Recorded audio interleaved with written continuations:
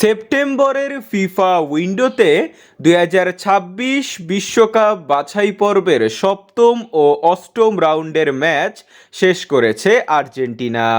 সপ্তম ও অষ্টম রাউন্ডের ম্যাচ শেষে 6টি জয় ও 2টি পরাজয়ে 18 পয়েন্ট নিয়ে টেবিল টপার রয়েছে বর্তমান বিশ্ব চ্যাম্পিয়নরা।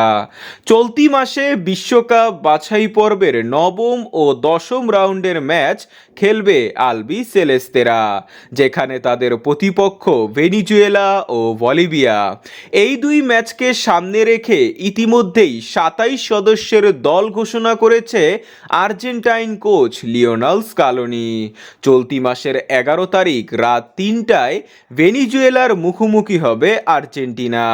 তাই ইতিমধ্যেই আর্জেন্টিনার বিভিন্ন গণমাধ্যম প্রকাশ করেছে যে কেমন দল নিয়ে ভেনিজুয়েলার বিপক্ষে মাঠে নামবে আর্জেন্টিনা।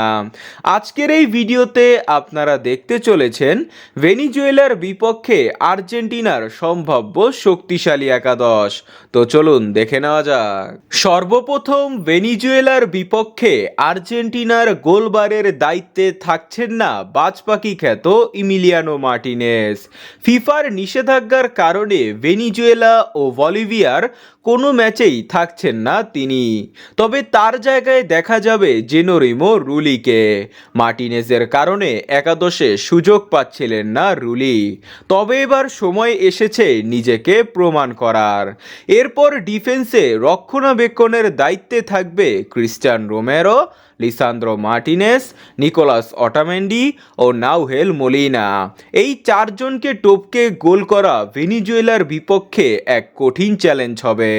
এরপর মাঝমাঠের দায়িত্বে দেখা যাবে রদ্রিগো দি পল, অ্যালেক্সিস ম্যাক অ্যালিস্টার, এনজো ফার্নান্দেজকে। তবে এনজো ফার্নান্দেজের বদলে লিয়ান্দ্রো পারাদেসকে স্টার্টিং লাইন আপে দেখা যেতে পারে। সর্বশেষ ফরওয়ার্ড পজিশনে দলকে নেতৃত্ব দিবেন লিওনেল মেসি। প্রায় 2 মাস পর জাতীয় দলে ফিরেছেন তিনি, এবং তার সাথে থাকবেন তার শিষ্য গোল্ডেন বয় খ্যাত পাওলো ডিবালা।